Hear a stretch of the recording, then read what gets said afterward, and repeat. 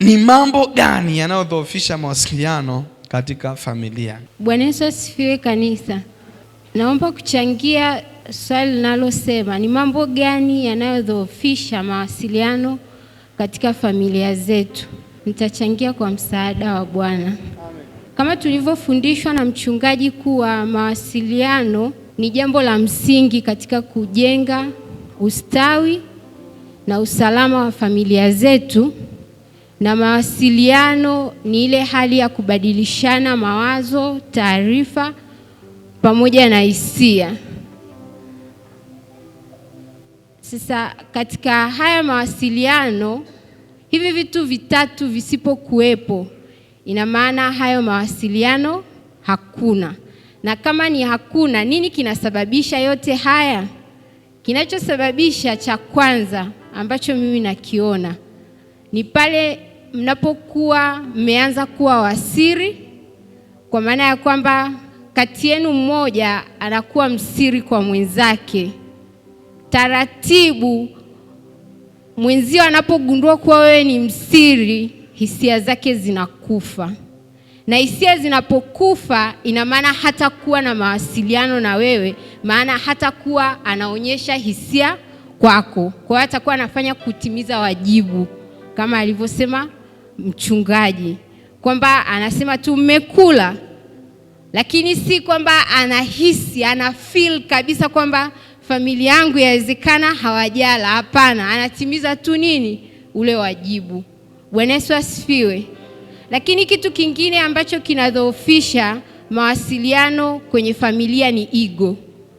Sijui naiweka katika tafsiri gani, yaani ile hali ya mtu kwamba mimi ni mwanaume na wewe wa kike unaona yeye ndo anapaswa kunitafuta. Yaani sijui niwekeje, kutaka ukuu. Yaani kwa sababu wewe ni mwanamume, mkeo amekukosea, wakati mwingine unaona kwamba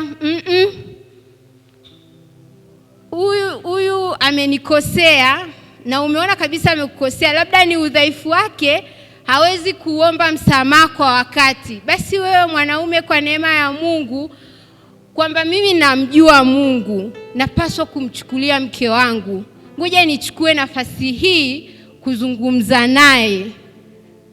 Pale moja kwa moja mawasiliano yanaenda yakipungua, mwisho wa siku mnakuwa hakuna mawasiliano. Na wewe wa kike, unajua kabisa mwanaume ego yake anahitaji kuheshimiwa. Kwa sababu anahitaji kuheshimiwa, umemkosea, hutaki kusarenda. Tuache. Yaani hutaki kujishusha kwamba nimemkosea mume wangu, na mwanaume siku zote anataka heshima, napaswa nishuke nihakikishe kwamba mambo yetu yanakuwa sawa. Basi yule mwanaume anaanza kuchukulia huyu mwanamke wangu ana kiburi, hata kikosea hawezi kuomba msamaha. Taratibu anaanza kupunguza upendo. Mwisho wa siku mnakuwa na mawasiliano ambao hatuyaiti yamekamilika, ni mawasiliano, tunaanza tu kutimiza wajibu kwenye familia. Kitu kingine ambacho kinadhoofisha mawasiliano katika familia zetu ni ile hali ya kuzoea, mazoea. Tusiwe na mazoea. Usimzoe mmeo, usimzoe mkeo. Jua nafasi ya mume, na we mama jua nafasi ya mume wako, na wewe baba jua nafasi ya mkeo, kuwa ni msaidizi, mpe heshima yake, usimzoee. Kwa maana ya kwamba pale ambako mnahitaji kushare mawazo, hisia na taarifa, mpe ni haki yake, kwa sababu mmekubali kuambatana. Na wewe baba na wewe mama vivyo hivyo pamoja. Na haya yote ili tuyaweze, tumjue sana Mungu. Biblia inasema mjue sana Mungu ili uwe na amani, ndivyo mema atakavyokujilia.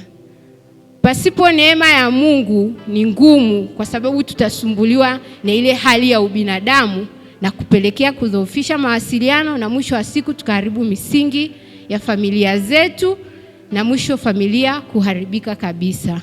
Na Mungu atusaidie. Asante mchungaji. Asante sana mama kiongozi, ameeleza mambo manne yanayodhoofisha mawasiliano. Sasa tumkaribishe mwalimu. Asante. Bwana Yesu asifiwe. Kwanza nishukuru kwa nafasi mchungaji. Mambo yanayodhoofisha mawasiliano katika familia, yapo mambo mengi sana. Kwa uelewa wangu, japo bado kwenye ndoa mimi bado ni mchanga, lakini kwa uelewa ninavyoelewa nitasema baadhi ya mambo. Kwanza kabisa, kuna mambo ya kiteknolojia. Ninapozungumzia mambo ya kiteknolojia, ninazungumzia mawasiliano, ambapo tunazungumzia simu. Simu ni kigezo ambacho kinaweza kusababisha kukosekana kwa mawasiliano kwenye familia. Mwanamke, mume au mke anaweza akawa busy sana kwenye simu, akawa anapenda sana kuchati, anaweza ni mtumiaji sana wa simu. Hicho kinaweza kuwa ni kigezo cha kwanza kikasababisha kukosekana kwa mawasiliano. Mwanamke akachukia au baba akachukia kwamba huyu mwanamke kila siku yeye na simu tu, kwa hiyo anaanza kuhisi vibaya. Hilo ni jambo la kwanza. Lakini jambo la pili, tunazungumzia mambo ya kihisia. Kwenye mambo ya kihisia tunapachika wivu. Kuna kitu kinaitwa wivu. Unakuta mwanaume, mke au mume anakuwa na wivu usio na misingi. Wivu usio na misingi unakuwaje? Unakuta labda ni kama mchungaji alivyotufundisha.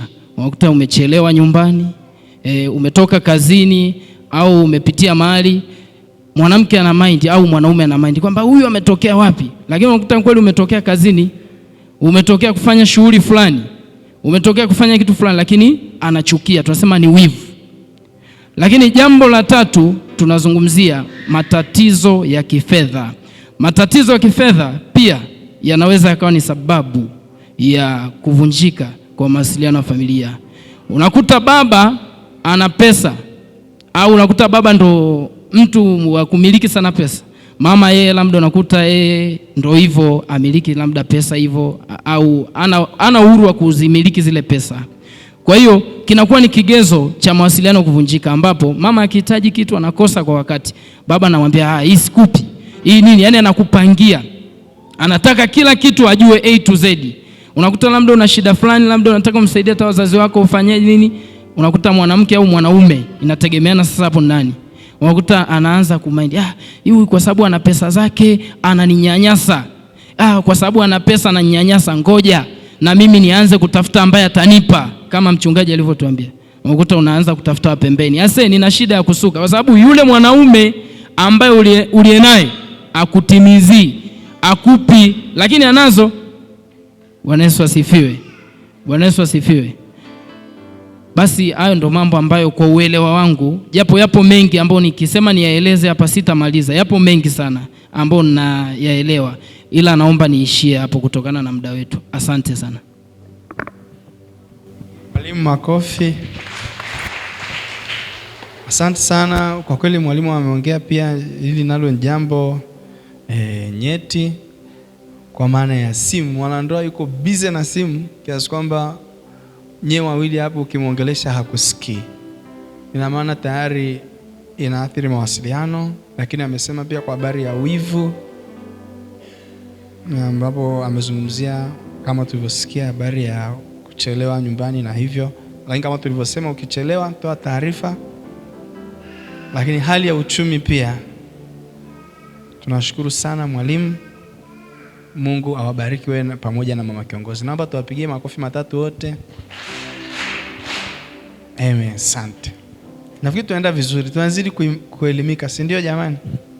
Swali la pili, nawezaje kujenga utamaduni wa kusikilizana nyumbani? Hii tulimtaja Mama Witi, tumpe mic Mama Witi, akimaliza mzee wetu mzee Mbwiga. Kama na Patrick atakuwa na cha kusema pia. Niliwapa watatu kwa sababu niliona Patrick yuko karibu na Mbwiga, nikaona wanaweza kushauriana. Karibu mama. Swali linauliza, tunawezaje kujenga utamaduni wa kusikilizana nyumbani? Karibu. tunaweza kujenga utamaduni wa kusikiliza pale ambapo tutaweza kushirikiana kifamilia, baba, mama pamoja na watoto. Tunajenga utamaduni wa kukutana, wa kujadili na mipango ambayo inaweza kuleta maendeleo kwenye jamii. Bwana Yesu asifiwe. Tunapokaa tukitengana, tunapokaa tukijadili peke yetu, hatuwezi kujenga utamaduni. Lakini kama tutakutana na familia bila kujali kwamba huyu ni mtoto wa kiume, huyu ni mtoto wa kike, huyu ni wa jinsi gani, tukakaa familia, tukajadili, tukaweza kupanga mipango yetu pamoja kwa uwazi, tunaweza kujenga familia vema. Naomba niishie hapo, nikaribishe wengine mchungaji. Asante sana Mama Witi, naomba tumpigie makofi. Mama Witi amesema tunaweza kujenga utamaduni wa kusikilizana kwa kutenga muda wa mazungumzo mara kwa mara ndani ya familia. Asante sana Mama Witi. Karibu pale mzee wetu Mbwiga. Kujenga utamaduni wa kusikilizana. Mimi nafikiri kwa mawazo yangu, kwa namna ambavyo mchungaji amekwisha kufundisha, lakini pia waliokwisha kutangulia kusema, tunaweza kutengeneza utamaduni wa kusikilizana kwa kuimarisha upendo, lakini pia kuacha yale mambo ambayo makiongozi alikwisha kusema, usiri, ubinafsi, lakini pia kujishusha, na kila mwanandoa au mwanafamilia kuelewa namna ya majukumu yake kwenye ndoa yake. Naomba kuishia hapo. Asante sana. Basi tuna swali la mwisho hapa ambalo tulisema atachangia Baraka na dada pale. Upendo wa Kikristo unatofautianaje na hisia za kikawaida au upendo wa kawaida? Karibu. Asante. Bwana Yesu asifiwe. Ninachangia kwa uelewa wangu, naomba Roho Mtakatifu anisaidie. Kwanza, upendo wa Kikristo tofauti yake na upendo wa kawaida au hisia za kawaida. Upendo wa kawaida unakuwa upendo wa maslahi, lakini upendo wa Kikristo ni upendo wa natural, wa asili ambao unatoka kwa Mungu. Maana mtu akikupenda asili hawezi atakuwa anaweza kukusamehe, anaweza kukuhesabia, hata kama hawezi kukuhesabia anaweza kukuona kwamba kila mtu ana udhaifu wake, abebe udhaifu wa mtu hivyo ulivyo. Lakini upendo wa kawaida, huu upendo ambao ni wa kihisia, mtu anakupenda kwa sababu fulani, anataka kuchukua kitu kwako, labda ana kitu fulani amekiona kiko bora zaidi kwako. Mtu anakuwa ametazama kitu fulani ambacho anaona kimemvutia zaidi. Tofauti na upendo wa kimungu, mtu anampenda mtu jinsi alivyo, vile alivyoumbwa, kwa sababu tumeambiwa tupendane sisi kwa sisi. Kwa hiyo upendo wa Mungu na unatofautiana na upendo wa kibinadamu kutokana na hali ya kibinadamu. Mtu anampenda mtu kwa sababu anataka kitu fulani. Maana huwezi kwenda kwa mtu kataka kitu bila kuwa na uhusiano naye. Anatengeneza uhusiano kwa kigezo fulani. Lakini upendo wa Mungu ni upendo wa asili, na ndio tofauti yake. Asante. Tunaomba tumpigie makofi dada. Karibu mzee kiongozi Baraka, na baada ya Baraka tutakuwa tumehitimisha majadiliano yetu. Bwana Yesu asifiwe. Nashukuru baba mchungaji. Swali lilikuwa linauliza kwamba upendo wa Kristo una tofauti gani na upendo wa kawaida. Nina mambo machache tu kuzungumza, pamoja na kwamba mengi mchungaji amekwisha kuyasema na wachangiaji wamekwisha kuyazungumza pia. Lakini ninalotaka niliseme ni hili. Upendo umegawanyika katika mafungu mawili kama ufahamu wangu ulivyo. Kwanza upendo wa kimungu kwa maana upendo wa agape, lakini upendo wa kawaida kwa maana upendo wa maslahi. Sasa ninachotaka nikiseme ni kwamba upendo wa kawaida, upendo wa agape ni upendo pekee ambao sisi kama Wakristo tunapaswa kuishi. Kwa sababu ukiangalia kwenye Biblia, kwa maana ya wanandoa wale Mariamu pamoja na Yusufu. Yusufu alipotambua kwamba mke wake ana mimba ambayo hakumpa yeye, Biblia inasema kwamba alilazimu kumwacha kwa siri. Alilazimu kumwacha kwa siri bila kumdhalilisha. Maana yake hakutaka wazazi wake wajue wala marafiki zake. Biblia inasema alilazimu kumwacha kwa siri. Maana yake alimtunzia heshima yake na akaitunza heshima yake yeye, akiamua kuondoka polepole bila mtu yote kujua kwamba anamwacha. Huo ndio upendo wa Mungu, bila kumchafua mtu kwa lolote lile. Lakini upendo wa pili ni ule upendo wa maslahi, ambayo mtu unampenda mtu kwa sababu unahitaji kitu kutoka kwake, kwa sababu unajua lazima nikimpenda huyu mtu, kile kitu ninachokitaka nitampata, kwa sababu ndio njia pekee ya kumvuta karibu na wewe.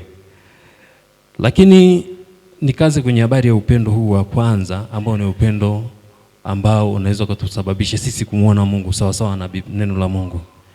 Biblia inasema kwamba amri mpya ninawaachieni. Yesu alisema pendaneni. Upendo wa kimungu ukiwa nao hata ndani ya nyumba, hata kama mwenzako amekukosea kiasi cha kuona kwamba huyu mtu hapaswi kuishi na mimi, utamsamehe, kwa sababu ndio njia pekee inaweza kusogeza karibu na Mungu. Lakini ndio njia pekee inaweza kukusababisha wewe, hata kama ulikuwa unataka kumdhuru mwenzako kwa silaha, ukashindwa, kwa sababu amri ya Mungu ni kumpenda. Maana issue wa kumwacha ni issue tofauti na kumpenda. Unaweza kumpenda mtu lakini kumwacha katika upendo wake.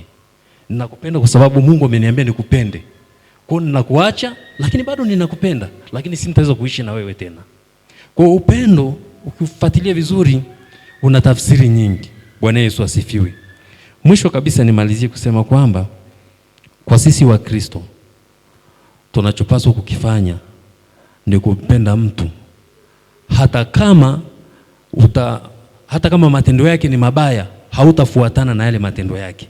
Maana yake ninakupenda kwa sababu ni agizo, lakini si sawa na matendo yako. Kwa naweza nikakupenda lakini matendo yako nisiyapende. Nimekupenda kwa sababu ni amri, na lazima nikupende kwa sababu ni sheria, lakini si matendo yako. Bwana Yesu asifiwe. Nishukuru sana mchungaji kwa maneno mazuri ambayo umetufundisha siku ya leo, lakini niwashukuru wachangiaji na wale wote ambao hawajachangia. Ni imani yangu kwamba tukiurejesha upendo wa kweli, tutaepuka mauaji, kuwadhuru watu wakati mwingine, na hata kufanya mambo ambayo hayampendezi Mungu. Asante mchungaji, nashukuru. Asante sana, naomba tumpigie makofi. Bwana apewe sifa. Basi Baraka mzee wetu kiongozi amehitimisha kwa kusema kwamba upendo huu wa asili, saa nyingine mtu anakosa uvumilivu, anaweza kushtaki na yale mashtaka akamdhalilisha mwenzake, lakini upendo wa kimungu unampa mtu nafasi ya kulinda heshima, kutunza na kujali heshima ya mtu hata inapotokea changamoto. Bila amezungumza pia kwa habari ya upendo huu wa kawaida umeasilika katika utaratibu na utamaduni wa jamii, lakini upendo wa Mungu umejengwa katika amri 10 za Mungu. Na mwisho amemaliza Baraka kusema kwamba upendo wa Mungu ni wa amri, maana yake ni wa lazima kwa mtu yote wa Mungu, lazima awe na upendo. Lakini upendo wa kibinadamu, mtu ana hiari ya kupenda ama kutokupenda, lakini kimungu kwa kweli kupenda lazima. Bwana apewe sifa. Basi kwa hoja hizi, sijui kama umesikiliza vizuri tangu mwanzo mpaka mwisho, naamini kuna kitu kikubwa unatoka nacho ibadani leo. Bwana Yesu apewe sifa. Tufunge macho tuombe.